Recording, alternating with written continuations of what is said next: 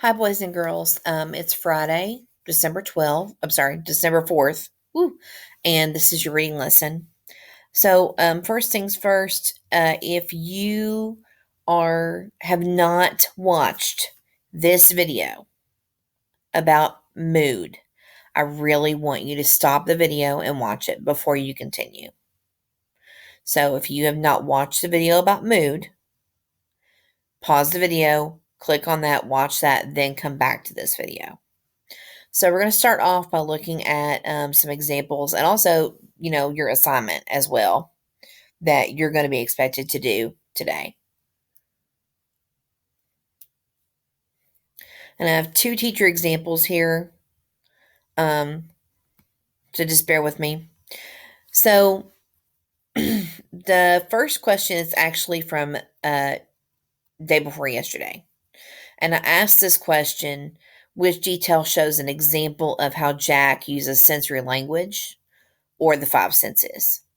So one thing that I've gone ahead and done is I've gone ahead and circled my keywords. Example, Jack, sensory language. Okay. Another thing that I've done is I have circled some details in the text and I categorize them with sticky notes. So I have sight, hearing, touch, taste, and smell. So I'm going to start out by rereading this. One of the big kids called out car. Now, when somebody calls out, okay, that is I can kind of imagine how that would sound. So I would think that would be like kind of like a hearing thing, but they didn't describe how they called. Now, if he had said one of the big kids let out a blood curdling scream, that would be different.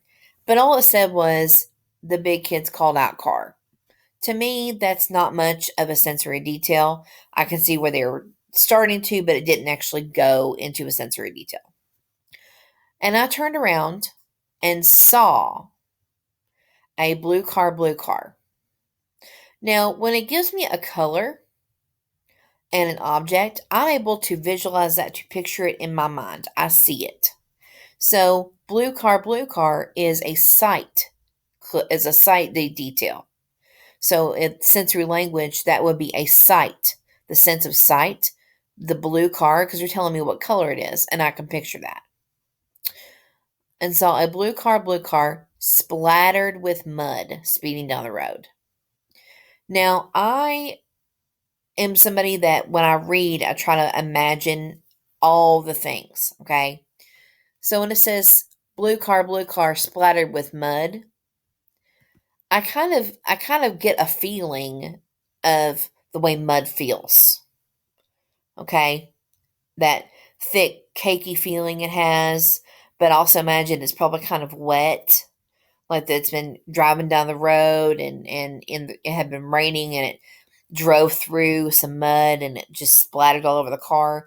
To me, I feel that. That's a sense of touch for me. So I put that here on the sticky note with touch, splattered with mud. And I saw Sky going after the ball. Now, the reason I circled this is because it says I saw Sky going after the ball, which means you would picture it in your head, but it does not describe how Sky was going after the ball. I don't know if Sky was running. I don't know if Sky was walking.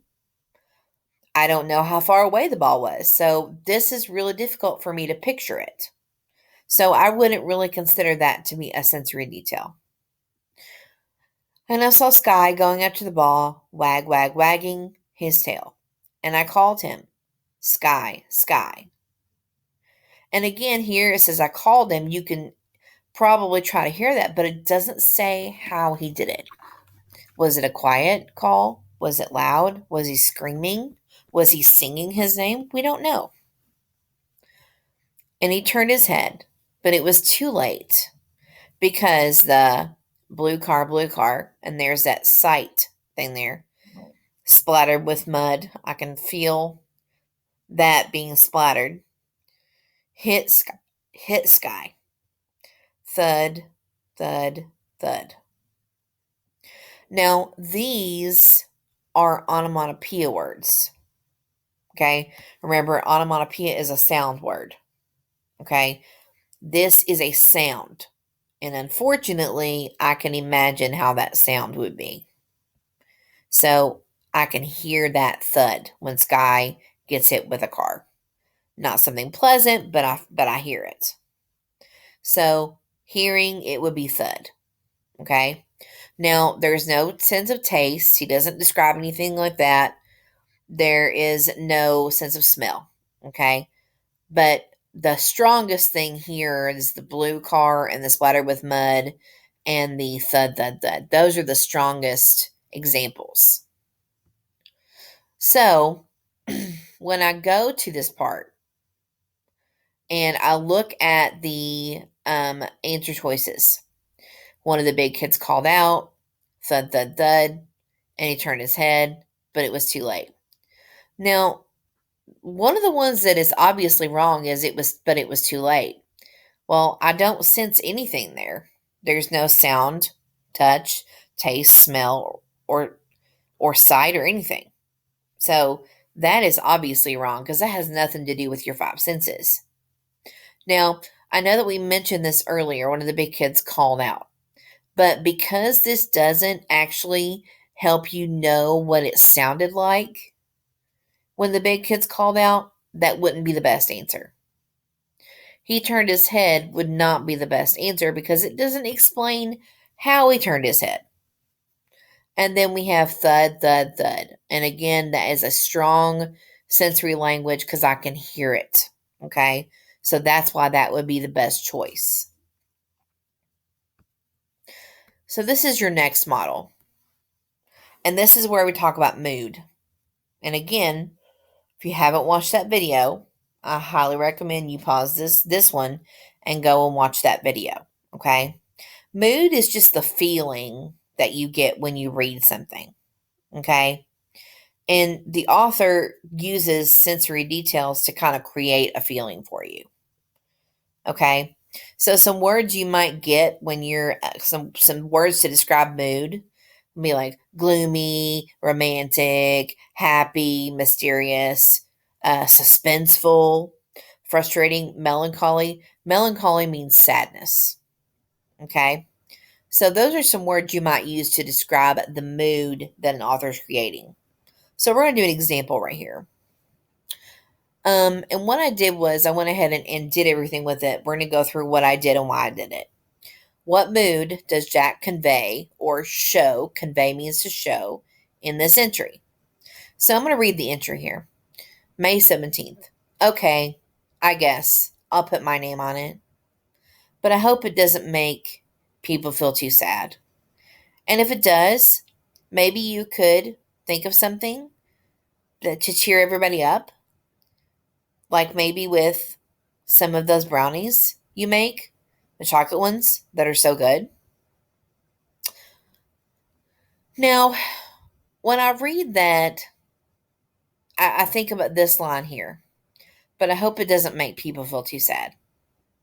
When Jack's saying he's hoping it doesn't make people sad, it's like he's worried or afraid that he's going to upset people.